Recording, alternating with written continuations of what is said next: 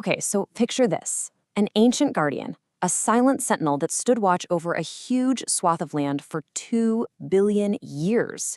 It's shaped civilizations, it's held back deserts, and it's given life to millions, all without ever asking for a thing. But what happens when that guardian starts to crumble? So what are we talking about here? What is this thing that protects, a billion people, but is literally disappearing right before our very eyes? Well, the answer is one of the oldest geological features on the entire planet, the Aravalli Range. And its story? Wow, it's a story of deep time, crucial importance, and a threat that is very, very real right now. To really get what's at stake here, you gotta understand just how huge and ancient this mountain range is. I mean, we all think of the Himalayas as these massive titans, right? But the Aravallis, they tell a story that's way, way older. And look, this isn't just some little blip on the map. We're talking about a massive line of peaks stretching almost 700 kilometers. It kicks off down in Gujarat, runs all the way up to Delhi, and basically forms the backbone of states like Rajasthan. Okay, and this is where it gets really mind-boggling. We call the Himalayas a young giant, and geologically speaking, they are. They're from the Cenozoic era. But the Aravallis, they're an ancient titan from the Proterozoic era. Seriously, they were already ancient when the first complex life was just starting to pop up in the oceans. Just look at that number. Let it sink in. Over 2 billion years old. That's almost half the age of the Earth itself.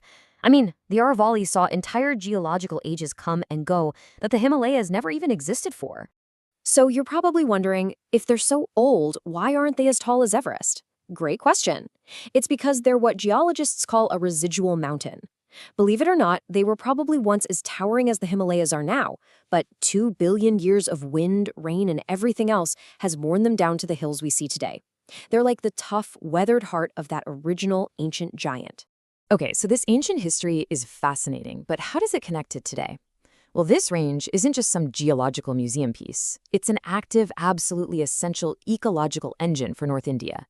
People often call it the region's green lung. Yeah, in pretty much every way you can think of, the Aravallis act as a natural shield. They're out there performing these critical jobs that make life possible for tens of millions of people, literally protecting them from some really harsh environmental forces.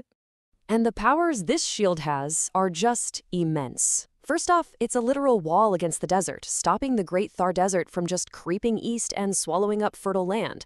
It's also a climate regulator influencing the monsoon, and it's a vital water bank, recharging the groundwater for water-stressed cities like Gurugram and Delhi. Oh, and it's the source of major rivers, too. So you see, it's not just a bunch of hills. It's a full-on life support system. And on top of all that ecological heavy lifting, the range is just steeped in culture and history. It's home to these incredible historic forts like Kumbhalgarh, vital wildlife sanctuaries like the Sariska Tiger Reserve, and sacred religious sites like the Dewara temples. It's a total treasure trove of both natural and human history. Okay, but this is where the story takes a really sharp and frankly worrying turn.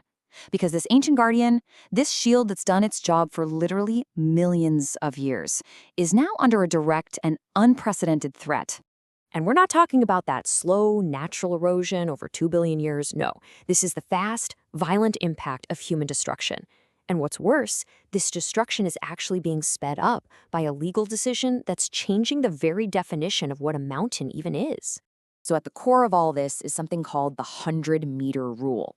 Essentially, the Supreme Court came out with a new definition. They said for a hill to get legal protection as part of the Aravallis, it has to be at least 100 meters high. That's about 330 feet from the ground around it. Now, the impact of this rule is just staggering. Remember how we said the Aravallis are ancient and eroded? Well, that means most of its hills and ridges are less than 100 meters high. And that means, get this, a shocking 90% of the entire range is now legally at risk. It's just lost the protected status it used to have. So what does at risk actually mean in the real world? It means the door has just been flung wide open for mining and real estate development in places that used to be totally off limits. We're talking about the very same slopes that recharge the groundwater and hold back the desert. And this creates this really devastating 1-2 punch. See, the region has always had a huge problem with illegal mining. I mean, people have literally leveled entire hills. But now, this new rule creates a massive legal loophole. It could actually make that kind of destruction legitimate, but on a massive scale, across that whole 90% of the range that just lost its protection. But as you can imagine, a decision like this has not gone unnoticed. Not at all. It's ignited a fierce debate and sparked a really powerful movement of citizens who were determined to protect this ancient guardian.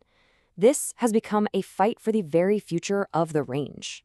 So in response to this ruling and all these threats, a movement called Save Aravalli has just exploded. You've got environmental activists, local citizens, they're organizing protests, and their whole argument is that the court's 100-meter definition just completely ignores the ecological reality on the ground. And this quote from the movement really, really gets to the heart of it. The argument is that this fight isn't about saving a few rocks or stones. It's about stopping the complete erasure of entire ecosystems, of water sources, of climate buffers, right off the map. And that leaves us with a final, pretty sobering question to think about. The Aravallis aren't just some feature on a map. They're an active, living, ecological shield. So when a 2-billion-year-old mountain disappears, what takes its place? And what happens to the people, the cities, and the climate that it used to protect?